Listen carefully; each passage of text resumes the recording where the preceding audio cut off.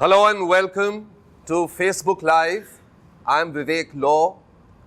This is a very special moment for the Money Mile because today we are announcing a partnership with the pioneer, with the front runner in the entire digital transaction space, and that is PolicyBazaar. It changed the way people bought insurance, the way people understood insurance.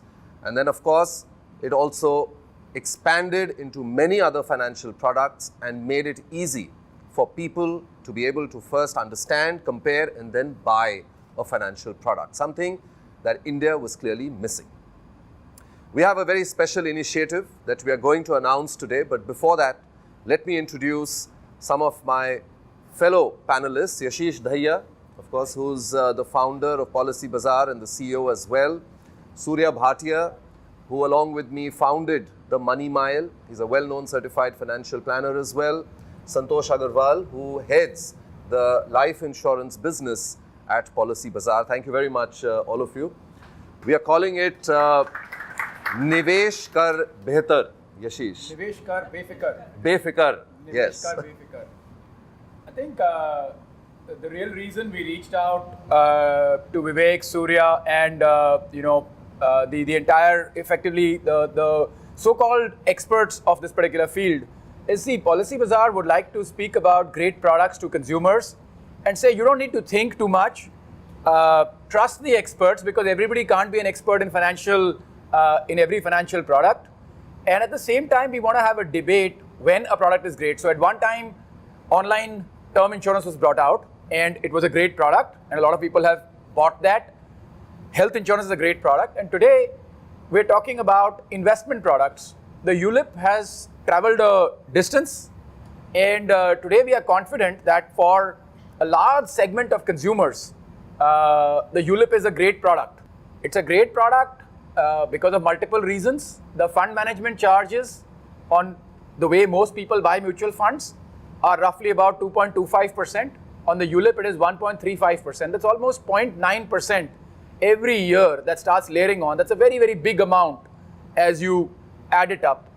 On the second hand, now there are ULIPs which are paying back extra money to you over and above this. And hence, we are fairly confident that these products are now very comparable to other categories of products like mutual funds, and in fact better in many cases. So that the consumer can understand this better, we would like to have a series of conversations where experts would come in, speak about this, so that you feel more and more confident that once experts have debated and they have come to some consensus, you don't need to rack your mind too much. You can basically go in and Nivesh Kar Befikar. That's the whole idea. Yes. In fact, this campaign will run over a period of 6 months, and we'll be producing dozens of digital content. That's what we as the Money Mile stand for. And together, we will try and bring you the best information, the most balanced information, the most useful information, most importantly, the most useful information to help you build your wealth. Surya, things have really changed, isn't it? Because today, you find young people especially are far more focused on long-term investing. They come with their goals written down. They have 20-year goals, 30-year goals. Before we come to the products, but let's first try and understand why it is so important for people to invest in the first place and start young. Absolutely, Vivek. Apparently, I think the journey has been very long. And what we have also seen, I've seen personally myself, the last 15, 20 years, last 2 decades, I think the evolvement of the people involved for buying investment products, and be it mutual funds, be it bonds, be it insurances, things have really, really changed a lot. And primarily, I think the investors, which were typically an FD-oriented, graduated to mutual funds, then came the insurances. You earlier only had a typical LIC coming into play. But over the last decade or so, you see a attitude change happening with the private players coming into it. And with their coming into play, I think the game has become actually very aggressive. And the plans which are typically earlier coming from an endowment or a money-back products changed with the private players coming into play on the term side. And when that happened, gradually you found that people are also coming towards, increasingly toward ULIPs. Yes, initially when ULIPs actually came and they were not the best of the products. But again, I think over the last few years, credit goes to these companies to bring out products actually matching mutual funds, which is not easy. And as Yashi just mentioned, I think these products actually are giving a run for money to the MFs. The key over here is how do you actually impart this message to the retail investor to make them understand that these are also the avenues you can look at which can actually give you, if not equal, maybe better returns over a period of time. That's a very powerful statement that you made, because I think, in fact, Yashish, you wrote a recent article in which you talked about your own journey. You talked about how you come from a middle class background and how money is so important. And then we had, as Surya mentioned, a phase where a lot of people, without understanding the products, they were told it's a 3-year product. There were charges which were high, but having highlighted all those problems over the last few years, lots of regulatory interventions and changes have been made. I think, I'll make 2 points. One was to your other point, why it is suddenly more important for youngsters to start thinking of financial planning. See, up to about 20 years ago, India was largely a joint family system. So in the same family, you would have old people and you would have young people. So as you move to retirement, your younger generation starts earning and they essentially take care of your costs, right? So much of financial planning for long term was not necessary because the joint system family was balancing out. Today you see a plethora of nuclear families. So what does that mean? That means you have to take care of yourself, right? One may be earning today, but as one gets older, one can't count on the fact that their children will be earning and paying for them. And hence, your own planning becomes far more important. Now, coming to the journey of ULIPs and the article that we had written. See, the ULIP has been through what I would call 4 very simple phases. The first phase was mis-selling, wrong product to the customer, bad phase. This is before 2010. Then the regulator came in and the regulator put some regulations. They said the cost of a ULIP cannot be more than 2.25% of the funds being managed over a 10-year period. This basically brought the ULIP to a situation where it was quite a competitive product because the mutual funds also operate at about 2.25%. So it became a competitive product to the mutual funds. Then came phase 3. Phase 3 was the insurance company said, no, we will reduce the costs way, way below the regulatory caps. We will make it a totally stripped down product which has no costs. In the sense, it has no policy administration, no premium allocation, no exit load, no. Everything is no. Yes, there is a fund management charge which is about 1.35%, right? And now what you see is a 4th phase where the companies are saying not just is it 0, but actually we start giving back to the customer. Now remember, no mutual fund says you invest 100 rupees and I will put 101 rupees. At most I will put 100 rupees. But now have started a phase of products which say you put 100 rupees, I will put 1 rupee more. You put, after 5 years, you put 100 rupees, I will make it 103 rupees. After 10 years, you put 100 rupees, I'll make it 105 rupees. After 15 years, you put 100 rupees, I'll put 107 rupees. So for every 100 rupees you put in, you get all the tax breaks and everything else, but the insurance company is putting in 7 rupees. How are they able to do it? There is money in the fund management charges. It's not like they're making a loss. The fund management charge is a big part. I just want to just halt on this, and why am I again and again talking about the fund management charge? Suppose you invest 1 lakh rupees every year. Let's say you've invested for 15 years. You've invested 15 lakh rupees, but hopefully the money has grown. It has become about 40 lakh rupees. 1% fund management charge is 40,000 rupees on that. That is the going difference between some of these products and where you see today the charges on a mutual fund.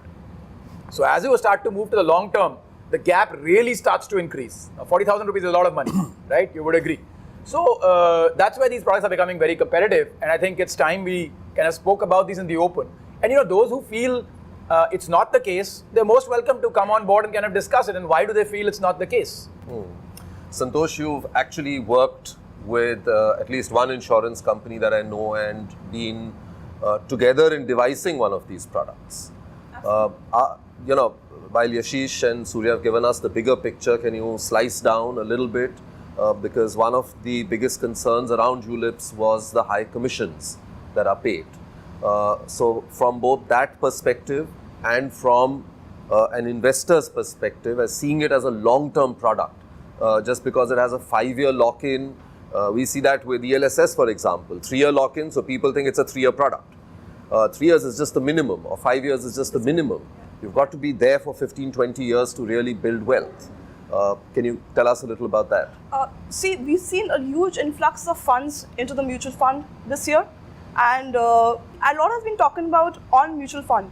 Now, one very basic thing when you talk about or you think about mutual fund is it's a liquid instrument. It allows you to withdraw your money whenever you need it. Now, let me tell you that if you're investing in the equity market and if you don't have a time horizon of even 5 years, then that's not the instrument for you to invest, whether it's a mutual fund or a ULIP. So you have to have at least a 5-year horizon in mind when you're investing in the market. Now, why are we as PolicyBazaar going to insurance companies and telling them to bring out these products? So we feel there is a product today, a ULIP product. There are companies like HDFC Click to Invest products. There are companies like SBI eWealth products, but they still talk about an insurance with investment. When we talk about insurance with investment, we all understand that for the insurance amount that you get, the companies are charging a small amount of mortality. Now, because this is insurance plus investment, and we've always heard in the past that keep your insurance needs aside and your investments aside, people tend to think that there is a charge of mortality.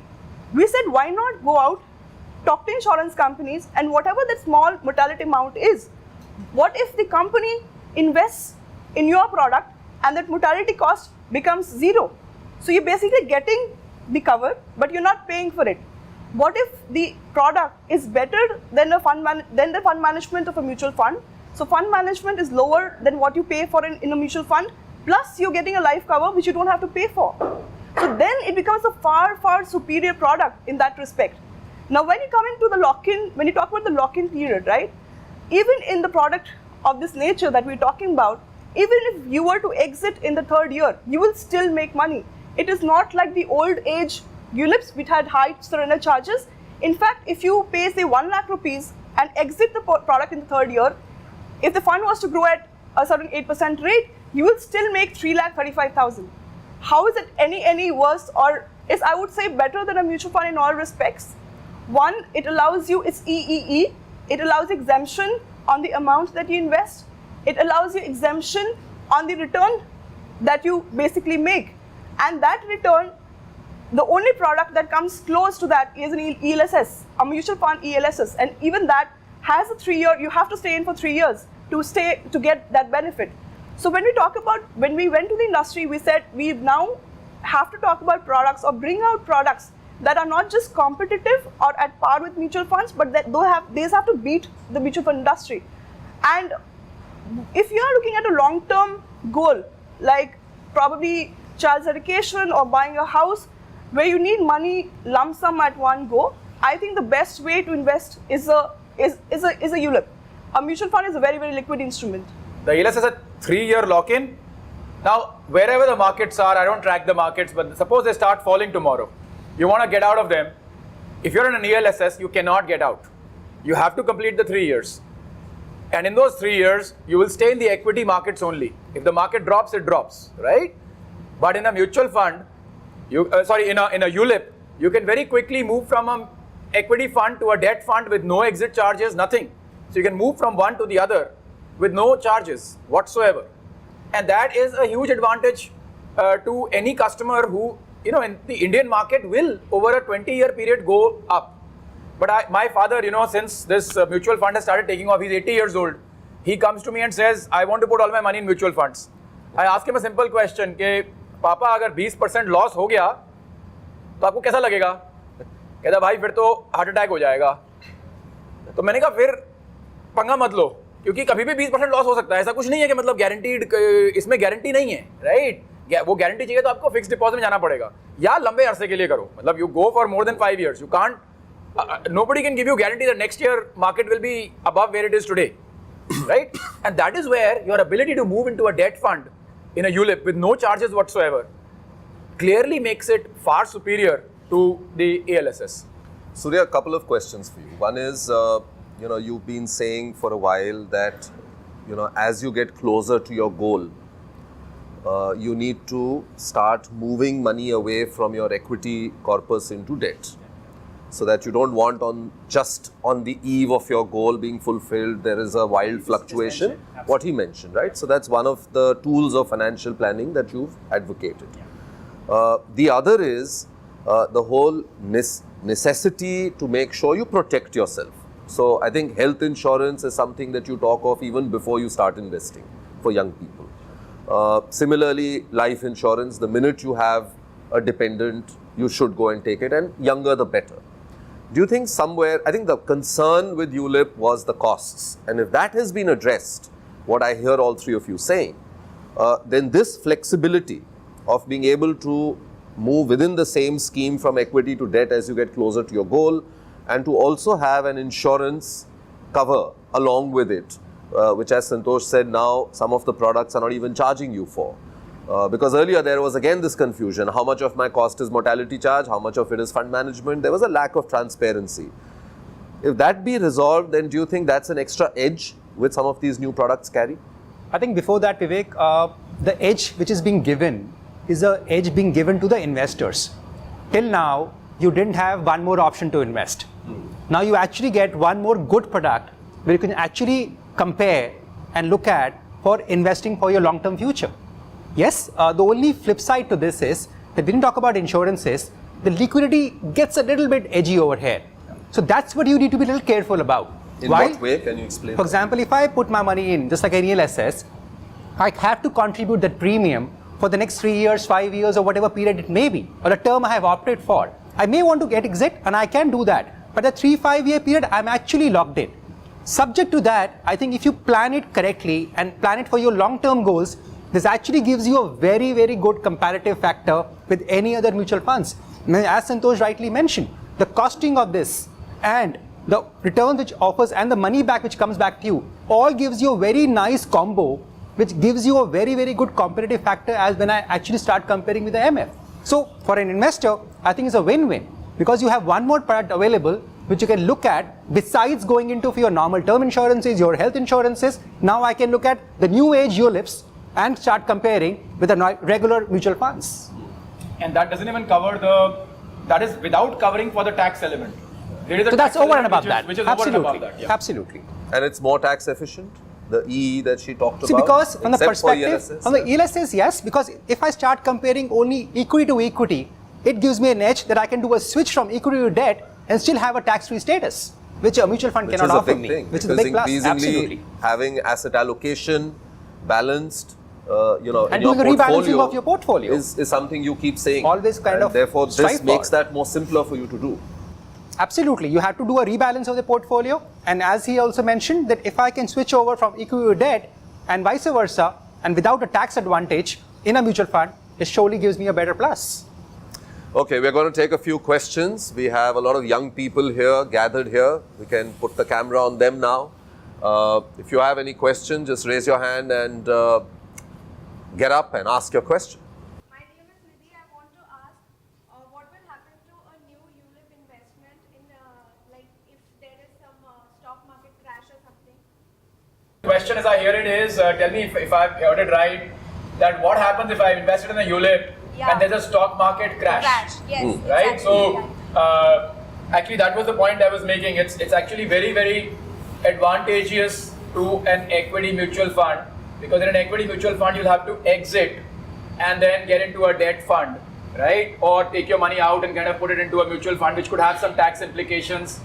If you've invested in an ELSS, you don't really have that option, because ELSS you have to compulsorily stay in equities, whereas in a ULIP you can, I think, 4 times a year or Unlimited now. unlimited number of times you can switch from one fund to the other. So there are debt funds, there are government security funds, there are equity funds. You can move from one fund to the other.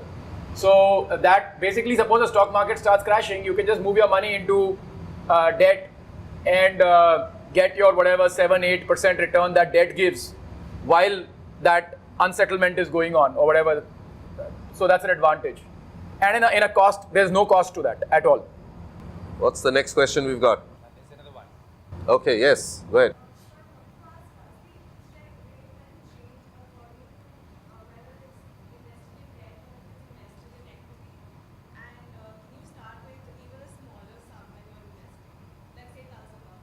Okay, that's a good point because starts with mutual 5,000. funds now allow up to 500 rupees also, some of them, to start with.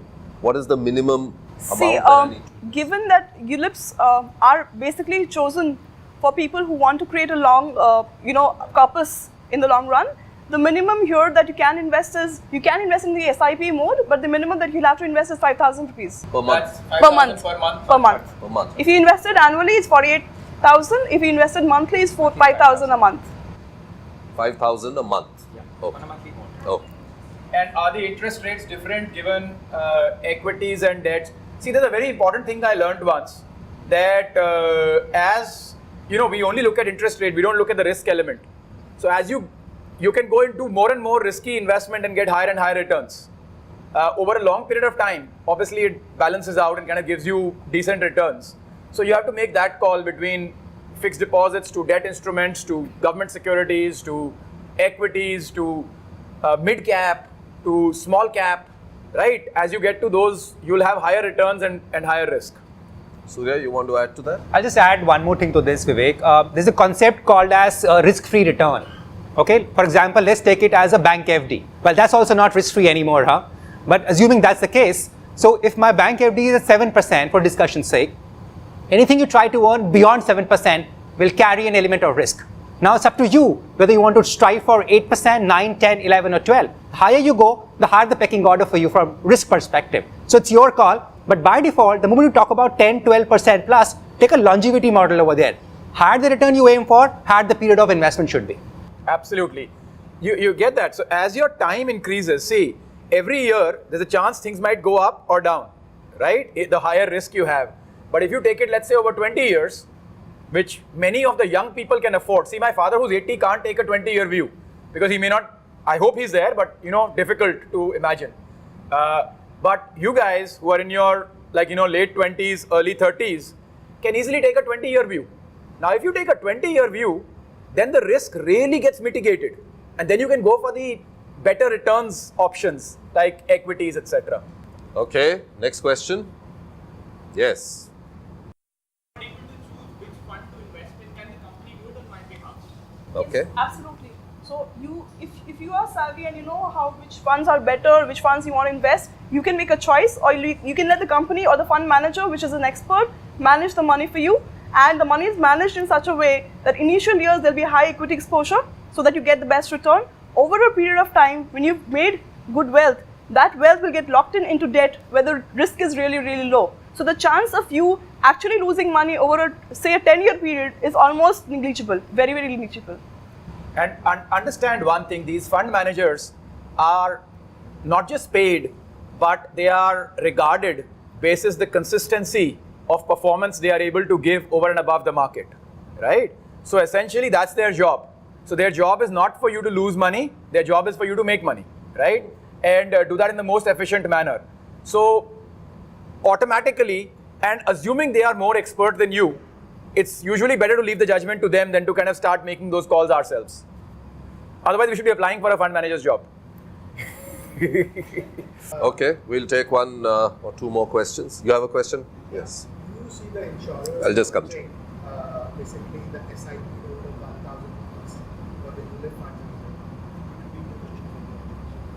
So today we're working on a concept where we tell the insurance companies that you're charging nothing. Now why don't you put in more money along with the customer? So that's the concept. We've gone down that route.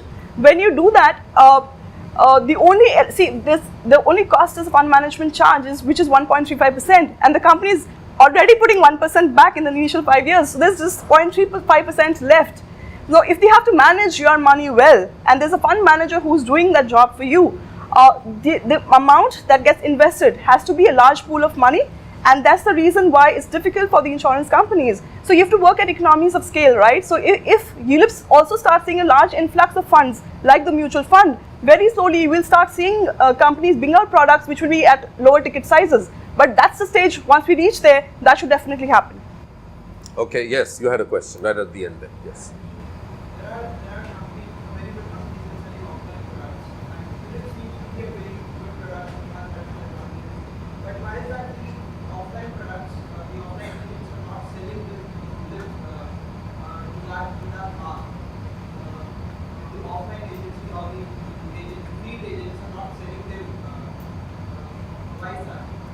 Okay. There's a certain amount of cost involved in distributing insurance products. ULIPs, the cost is much lower than what is available in the traditional insurance products. And so somewhere it starts to become a little unviable for some channels, whether it's offline or whichever channel. But that is one of the primary reasons, according to me, that drives, because if the person is making too little money, then there is not an advantage in kind of pushing a product. Especially the low-cost ULIPs have very little margins. So something similar actually, so because you actually work on the economies of scale. On a digital platform, you can actually sell very low-cost products and to a mass, which you cannot do in an offline model. How many people I can reach out in my entire career, which actually can reach out through digital mode? That's the difference. Yeah, this I explained to my father. My father's an army officer. So he thinks everything is done as a service, it's for free, it's some kind of charity going on. So I tell him, look, when somebody gets up from their house, comes to your house, explains something to you, they want to make some money. So he thinks, nahi, ye to government provide karti hogi na. Nahi, it is not like that. Somebody is paying that person to do that. And unless that money is enough, he's not going to bother coming to your house. When the money becomes less, you have to go and search for it yourself. And that is the point one is making, that the low-cost ULIPs have such margins that it doesn't pay for an offline person to come to your house, explain it to you, and then you say, अच्छा समझ में आ गया, अब ले लेता हूँ, पर मैं थोड़ा सोच के लूँगा, 2 बार और आइए चेक उठाने के लिए, वो सब चलता नहीं है. So basically in this, you go online, you figure it out yourself, you pay. That simple. All right. Thank you very much, all of you, for coming by and posing your questions. Thank you, Yashish, Surya, and Santosh. Thank you so much. We will, of course, keep this campaign going over the next 6 months, as I mentioned. You can catch all those videos, live interactions with these eminent people and lots more. As Yashish said, we'll want to engage with the entire industry and tell consumers what is it that the new investment options are there for us. So till then, Nivesh Kar Befikar, keep watching Money Mile, and you can catch these videos also on all the digital assets of PolicyBazaar as well. Thank you.